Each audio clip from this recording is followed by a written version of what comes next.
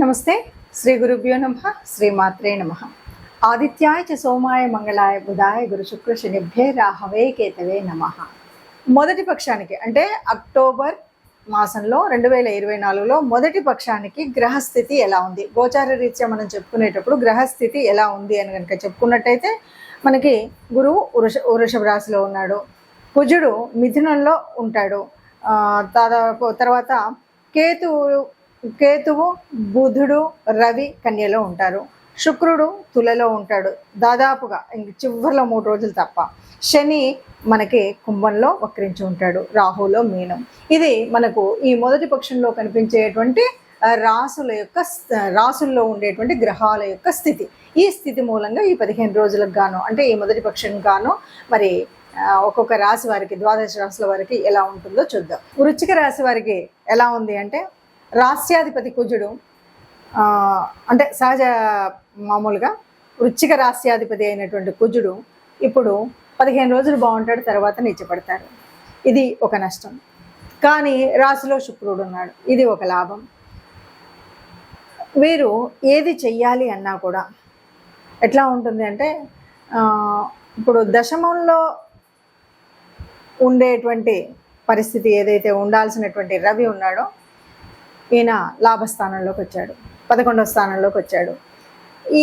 ఇవన్నీ చూస్తే ఎలా ఉన్నాయంటే ఒక మిశ్రమ ఫలితంలో ఉంటాయి. కాబట్టి మనం ఊహల్లో ఎక్కువగా వెళ్ళకూడదు.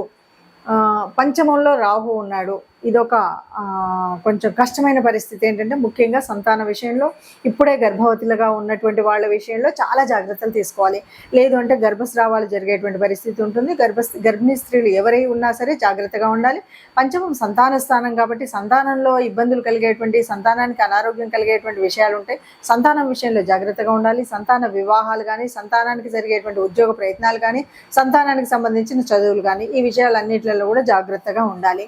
కానీ మళ్ళీ సప్తమంలో ఉన్నటువంటి గురువు 10వ తారీఖు నుండి వక్రిస్తున్నాడు. ఇక్కడ కూడా మన వివాహ సంబంధం కానీ, పార్ట్నర్షిప్ కానీ ఇక్కడ కొద్దిగా ఆలోచించాలి.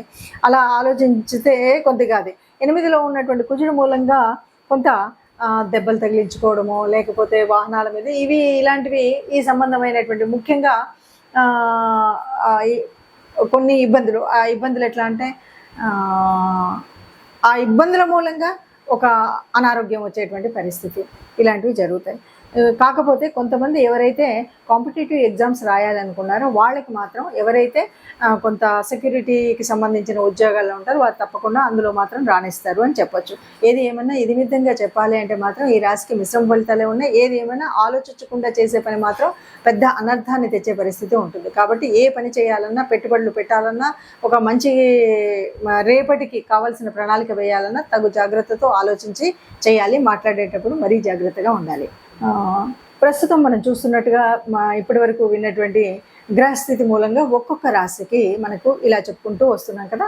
మరి ఇలా ఉన్నప్పుడు అంటే మనం అనుకున్నా అనుకోకపోయినా కొన్ని అంటే జాతక రీత్యా మనం మారుతున్నటువంటి, అంటే ఒక రకంగా గురువు వక్రించడం కానీ, తర్వాత కుజుడు నీచంలోకి రావడం కానీ, రవి కూడా అదేవిధంగా 15 రోజుల తర్వాత నీచ స్థితి పొందడం కానీ, ఇలా కొన్ని మార్పులు అయితే ఉన్నాయి. ఇంకా శని ఎలాగో ఉన్నట్టుగా ఉన్నాడు కదా, అంటే వక్ర దిశగా ఉన్నాడు. అలాంటి పరిస్థితులలో మరి ఎలా ఉంటుంది అంటే, సహజంగా ఉండేటువంటి చిన్న చిన్న మార్పులు కొంతమందికి, కొన్ని రాసుల వారికి ఉపయోగం, కొన్ని రాసుల వారికి కొంత మధ్యస్థంగా మిశ్రమ ఫలితాలు ఉంటాయి, కొన్ని రాసుల వారికి కొంత కష్టంగానే ఉంటుంది. మరి ఎవరికైనా సరే అందరికీ కూడా మనం సుఖంగా ఉండాలి అని మనం యోచన చేస్తాం.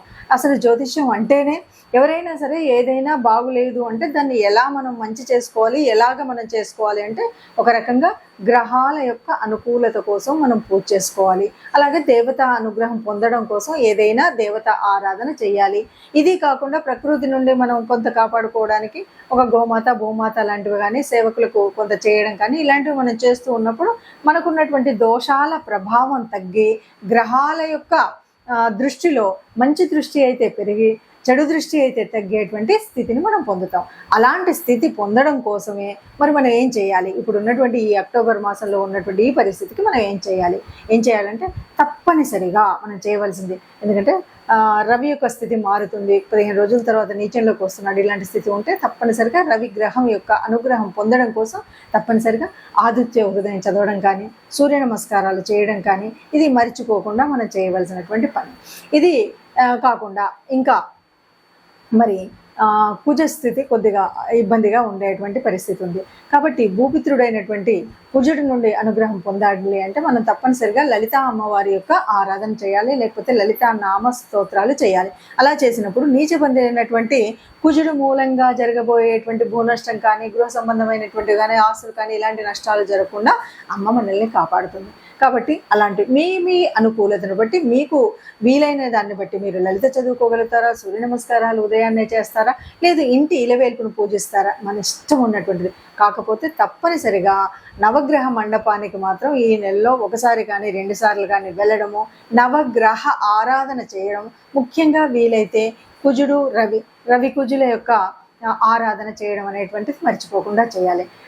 ఇది కనుక మనం చేసినట్టయితే మీరు అనుకున్న విధంగా ఏదైతే మీరు ప్రణాళిక వేసుకొని వృద్ధిలోకి రావాలనుకుని మనం చేసేటువంటి వృత్తి వ్యాపార ఉద్యోగాల్లో ఉన్నాయో వాటిలో అనేక రకాలైనటువంటి మంచి జరుగుతుంది, లేదా చెడును ఆపే స్థితి ఉంటుంది. కాబట్టి ఈ విధంగా ముందుకు వెళ్ళడం, అన్నింటికీ మించి మనం ఏ దోషం ఉన్నా ఇంకేది తెలియదో నాకు ఒక ప్రత్యేకమైన దేవత ఆరాధన అని కాకుండా కనీసం గోశాలకు వెళ్ళడం, ఆ గోశాలలో గోవులకు గ్రాసం ఇవ్వడం, గోసేవ చేయడం కానీ ఇంకేదైనా చేసినట్టయితే గోమాతకి గ్రాసం ఇచ్చినప్పుడైతే సర్వదోషాలు పోతాయి అన్నది మనం చెప్పేటువంటి విషయం. కాబట్టి ఈ రకంగా మనకున్న ఏ దోషమైనా సరే సరిదిద్దుకోవడం కోసం ఈ మాసంలో మీకున్నటువంటి పరిస్థితిని అనుకూలంగా మార్చుకోవడం కోసం నవగ్రహ మండపానికి వెళ్ళండి, గోశాలకి వెళ్ళండి. మీకున్నటువంటి దోషాలన్నీ పోయి అందరూ సుఖంగా ఉంటారు. ఆ సుఖంగా ఉండేటువంటి అందరిలో మనం కూడా ఉండాలని ఆశపడుతూ సర్వే జనా సుఖినో భవంతు.